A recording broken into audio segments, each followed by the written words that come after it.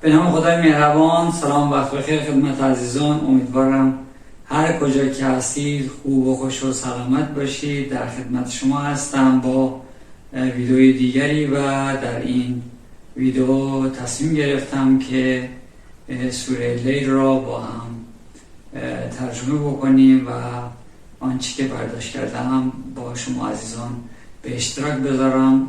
یکی از قشنگترین و لذت بخشترین ترجمه‌ای هست که من خودم اینو بارها دنبال کردم و همچنین بی نهایت از این مطالبی که در این سوره هست لذت بردم. خب با هم شروع میکنیم ترجمه این آیه را که خداوند می‌فرماید و لیل اذا یغشی، سوگند به شب چون پرده افکند، یعنی همه جا رو تاریکی فرا بگیره و در واقع شب یکی دیگر از مسائل برای اینه که برای استراحت و آسایش ما انسان ها فراهم شده. و نهار اذا تجلی، سوگند به روز چون جلوه‌گری آغاز کند، چون همه جا روشن بشه و در واقع باز تلاش و جستجو برای رزق بیشتری آغاز بشه و همچنین جنب و جوش مردم در این روز با صورت میگیره. و ما خلق الذکر و الانثی، سوگند به نر و ماده که خداوند باز هر چیزی را جفت آفریده است. ان سعیکم لشتی، که همانا تلاش شما پراکنده است، تلاش شما و انسان ها در واقع متمرکز نیست. فاما من اعطی و اتقی، اما آن کس که داد و بخشید و انفاق کرد و در واقع و صدق بالحسنی بود و نیکوتر را تصدیق کرد، فسنیسره للیسری، به زودی راه آسانی پیش پای او خواهیم گذاشت. و در خصوص تقوا من خدمت عزیزان عرض کنم که این مورد با موارد این چنینی تقوا در قرآن و یا مشتقاتش نزدیک به 242 بار در قرآن اومده و مضمونش اینه که خودداری کردن و پرهیز کردن، خدا ترسی در واقع. یعنی میشه به این شکل تعبیر کرد که اون انسان هایی که دسترسی به خیلی از مسائل دارن ولی میتونن هم به اون موارد دسترسی، میتونن از اون موارد استفاده بکنن، ولی بنا به دلایلی که توی قانون داریم از استفاده کردن سر میزنن. مثل شخصی که روزه داره و همه خوراکی ها جلوی دستش هست و چشماش میبینه ولی در واقع سعی میکنه که اون روزه را به صورت کامل روز رو بگیره. و یا انسان دیگری در بانک یا مؤسسه مالی اعتباری داره کار میکنه، نیازم داره ولی پولها و ارزها مقابل چشمانش هست ولی خودداری میکنه. یا جوانی هست همه نوع موارد در دسترسش هست ولی باز در واقع اون نوع خودداری و خویشتن‌داری رو لحاظ میکنه.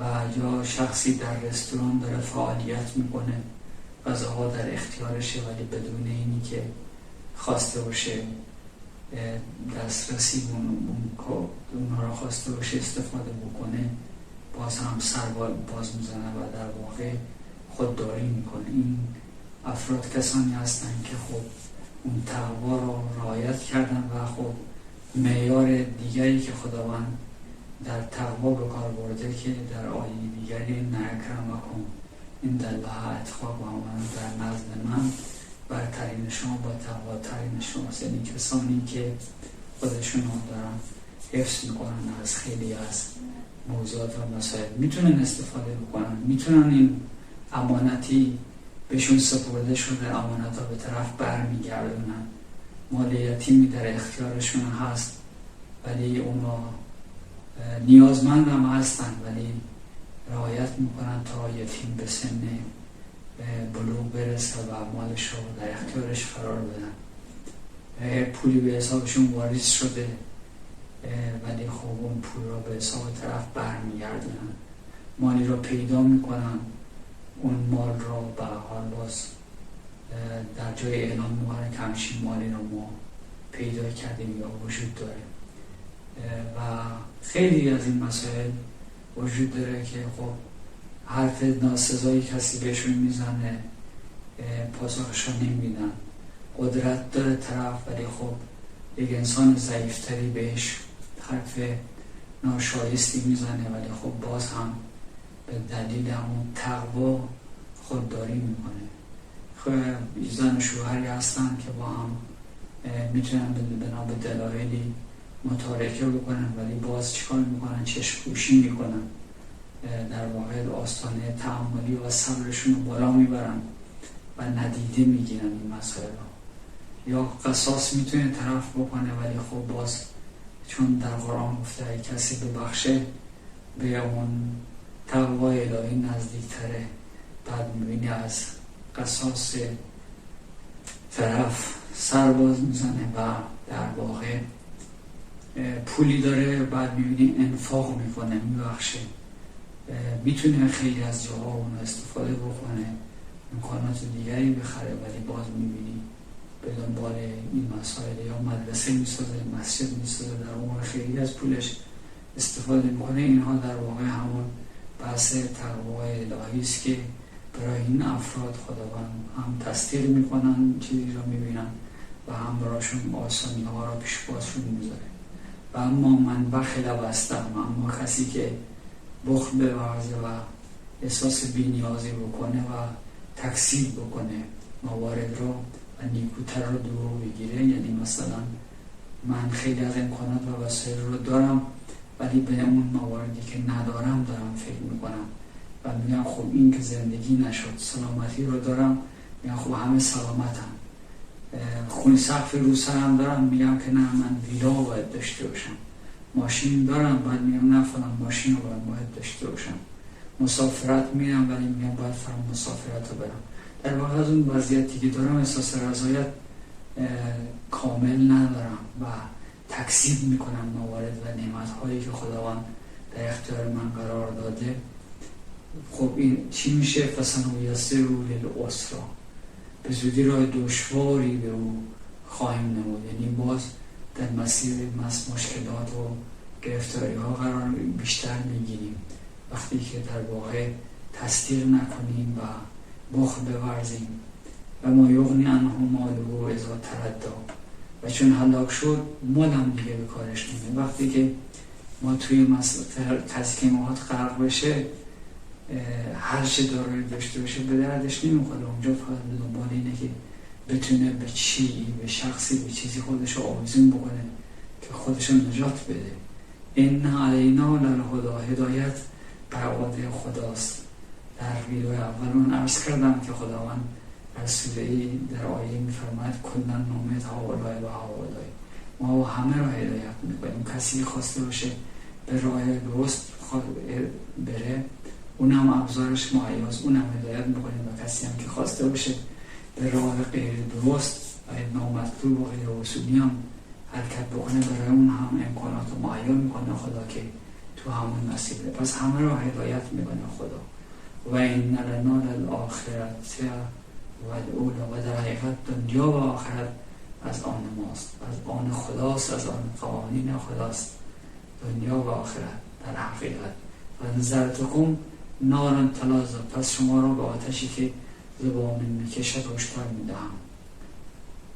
هشدار دادم به آتشی که زبانه میکشه، یعنی آتش بزرگی. لا یصلاها الا الاشقی، جز نگون بختر در آن در نیاید. یعنی کسی که دیگه خیلی به قول ما بدشانسه توی این آتش در نمیاد. الذی کذب و تولى، همان که تکذیب کرد، همان که رخ برتافت، همان که داشت ولی گفت ندارم، همان که حالش خوب بود ولی باز به اون حال خوبش توجه نکرد.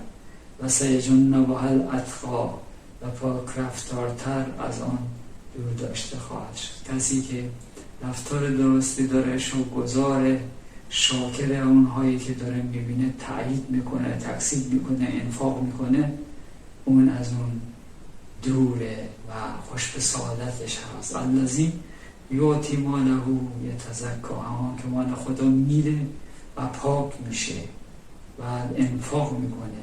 و مال احد عنده من نعمت ترجى، و هیچ کس را به قصد پاداش یافتن نعمت نمیبخشد.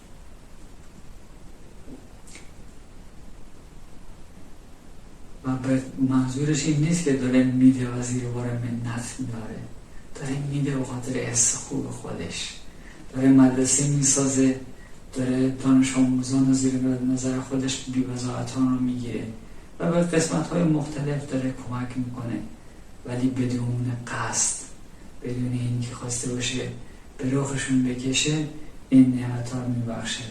الا ابتغاء وجه رب الاعلی، جز خواستن رضای خدا و اون حس خوبی که خودش میخواد، چیزی دیگه نمیخواد.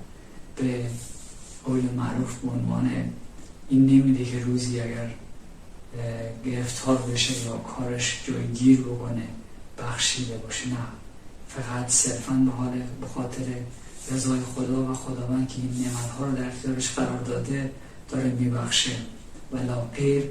و همچنین نظرش هم بر اینه که حس خودش با بخشیدن خوب میشه. ما شخصی داشتیم، طلا و عرضم بزرگتون که از دوستان بود، طلا میخرید، میبخشید به قسمت‌های مختلف و یا ساعت و کالایی که داشت نه بعض انفاق میکرد، بعد میگفت من اینو به خاطر حس خوب خودم دارم میدم و این و جز خواستن به رضای خدا چیز دیگری نیست.